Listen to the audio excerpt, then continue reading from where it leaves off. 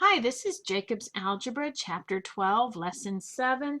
This lesson is about radical equations.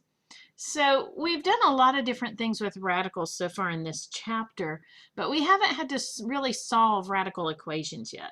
What if you have something like x minus 1 under a square root is equal to 7? How on earth would you solve that? Well, the first thing, we need to get this x by itself. But in order to get the x by itself, we have to get it outside of this square root.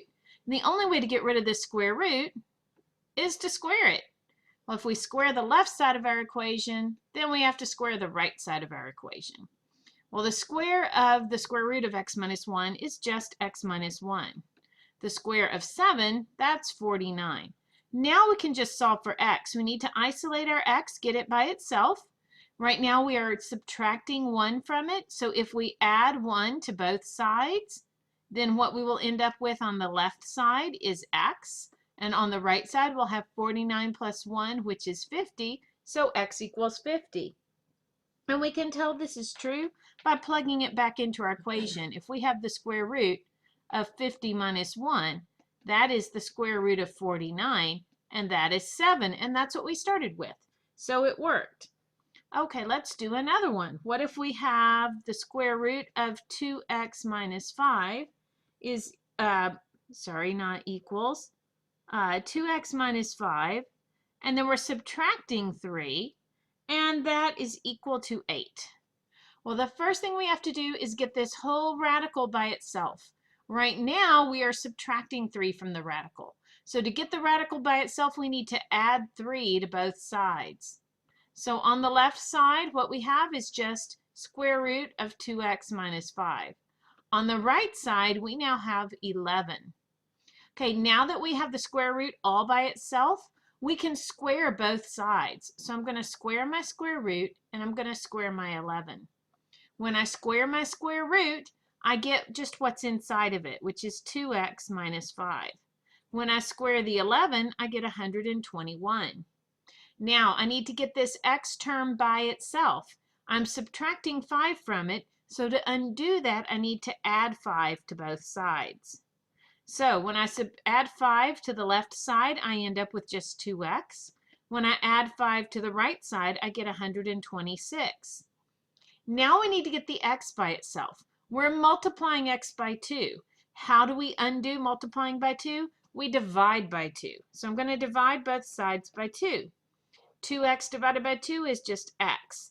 126 divided by 2, that is 63. So this is the kind of problem that we're going to be working on a lot in this lesson. Let's take a look at our first sample problems. So we're going to look at problem number 4. Number 4 is just like number 9 that I assigned for homework. It says, if possible, find the value of each of the following expressions for the value of x indicated. I'm going to do parts E, F, G, and H because they all use x equals 9. So for parts E, F, G, and H, we're going to replace the x with 9. So part E says the square root of 3x minus 2. And now we're going to replace the x with 9. So 3 times 9 is 27. And then we subtract 2. 27 minus 2 is 25. The square root of 25 is 5. Okay, let's look now at part F. Part F is 3 times the square root of x. And then we're going to subtract 2. Notice that the minus 2 is not under the square root. We're going to replace our x with a 9. So we have 3 times the square root of 9 minus 2. Well, the square root of 9, we know that that is 3. So we can rewrite this as 3 times 3. And we know that 3 times 3 is 9. And then we're still subtracting 2. 9 minus 2 is 7. Okay, the next one we're going to look at is part G. Part G says the square root of 2 minus 3x. Again, our x is going to be 9. So this is the square root of 2 minus 3 times x is 3 times 9. And 3 times 9 is 27. What we end up with is the square root of negative 25. Well, in Algebra 1, we can't do square roots of negative numbers. So for this one, you would write not possible. because you don't do square roots of negative numbers until Algebra 2. Okay, let's look at part H, which is our last part. We have 2 minus 3 square root x. Again, we're going to replace our x with a 9. So we have 2 minus 3 times the square root of 9, which is the same as 2 minus 3 times 3. We know that 3 times 3 is 9, so this is 2 minus 9, and 2 minus 9 is negative 7. So that was number 4, which is just like number 9 that I assigned as homework. Okay, let's look now at number 5. The instructions for number 5 say find the values of the square root of x squared plus 4x plus 4 for the values of x indicated. So for part A, we're going to let x equal 1. And we're going to plug x equals 1 into this equation. So we're going to have the square root of 1 squared, that's 1, plus 4 times 1, that's 4, plus 4. What is 1 plus 4 plus 4? That's 9. So we have the square root of 9. And the square root of 9 is 3. Okay, so for part B, we're going to have x equals 5. Do the same thing. 5 squared is 25. 4 times 5 is 20. And then we have our plus 4. 25 plus 20 is 45. When we add 4 more, we get 49. The square root of 49 is 7. Let's look at part C. Part C is x equals 8. Let's do the same thing again. 8 squared is 64. 4 times 8 is 32. And then we have plus 4. 64 plus 32 is going to be 96. When we add another 4, we have 100. So this is square root of 100. And the square root of 100 is 10. We'll do one last part here like this. Part D is x equals 10. Same problem. 10 squared, that's 100. Plus 4 times 10. Well, 4 times 10 is 40. So we're going to do plus 40. And then we have plus 4. Oh, sorry, I'm off the edge of my tablet. So 100 plus 40 plus 4 is 144. And the square root of 144 is 12. Okay, so for part E, we want to know how does the value that we got for each of these parts, A, B, C, and D, compare with the value that we started with? Well, we had 1 and we got 3. 5 went to 7. 8 went to 10. 10 went to 2. They're each 2 more because 1 plus 2 is 3. 5 plus 2 is 7. 8 plus 2 is 10. Whoops. And 10 plus 2 is 12. So they were 2 more. So our answer for part E is x plus 2, or you could say 2 more, something like that. Okay, part F. Explain why. Why on earth would this give us 2 more all the time? Well, look at what we have underneath this square root. We have x squared plus 4x plus 4. That looks like x plus 2 squared. Because if you square x plus 2, we're going to take our first number and square it, so that's x squared. We're going to take our last number and square it, that's 2 squared.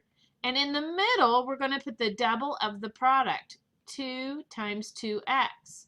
And when you multiply all of this out, we get x squared plus 4x plus 4, which is what we have over here.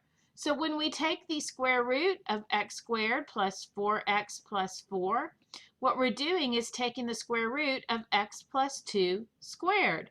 And when you take the square root of a square, you end up with what was inside, the x plus 2.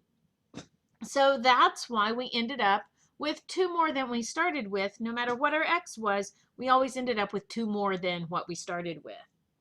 So part G says, does the relation you found work if x is equal to minus 10? Well, let's see. Let's plug minus 10 into our equation. So we have the square root. Negative 10, when we square it, is positive 100 because the negative is going to be squared also. And then we're going to have 4 times a negative 10, that's negative 40. And then we add 4. So this is going to be 100 minus 40 is 60. plus 4 is 64, so we'll get the square root of 64, which is 8. Now, what is x plus 2? Negative 10 plus 2, that's negative 8. That's not the same. So the answer to part G is no. And explain why. The reason why is because we are taking the square root of a square. That makes our answer positive. When we just add 2, it's not going to automatically make our answer positive. Okay, so that was number 5, which is just like number 10 that I assigned for homework. Let's take a look at number 6. Number 6 says, check the numbers given in the following exercises to see if they are solutions of the given equations. What that means is take the value they give you and put it in the equation in place of x. If the equation is true when you put that in the place of x, then it is a solution.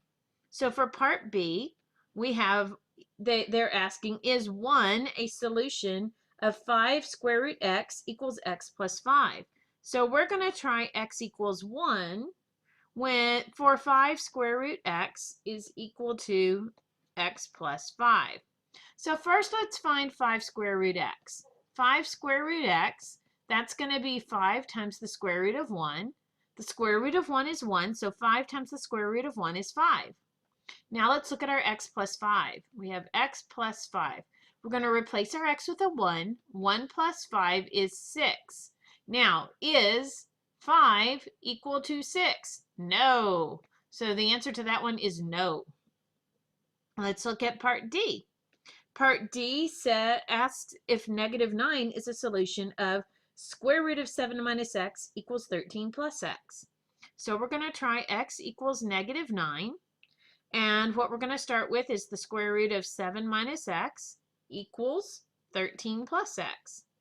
So let's evaluate each side. We have the square root of 7 minus x. That is the square root of 7 minus a negative 9. Notice when you subtract a negative, it becomes a positive. So 7 plus 9 is 16. So this is the square root of 16, and that is 4. Now let's try it on our other side. We have 13 plus x. So that's 13 plus a negative 9. 13 plus a negative 9 is 4. And then we check to see, are our values the same? Is 4 equal to 4? Yes. So that one is true.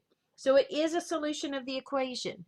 If you get the same answer for both sides, like we did for part D, then yes, it is a solution. If you get different answers for the two sides, then no, it is not a solution. So that was number 6, which is just like number 11 that I assigned for homework. Let's take a look now at problem number 7. We're probably not going to finish getting through the examples I want for this one. So problem number 7 says solve the following radical equations, check each solution. Some of these are not going to be possible. So just a warning on that. So number 7, let's look at part E. Part E says 2 times the square root of x plus 4 is equal to 0. The first thing we need to do is isolate what has the x in it. So we're gonna subtract the 4 from both sides. Whoops, I didn't mean to put in equals there. We're going to subtract 4 from both sides. When we subtract 4 on the left side, we end up with 2 square root x. When we subtract 4 on the right side, we end up with negative 4. Now what we're going to do is divide both sides by 2. So we're going to have 2 square root x over 2, and that's going to be square root x. And then we're going to have negative 4 over 2, that's negative 2. And now to get this x alone, we need to square both sides. So we're going to square it. Make sure you include that negative inside of the square. When we square the square root of x, we end up with just an x. When we square our negative 2, we get a 4. Now what we have to do, we can't stop here.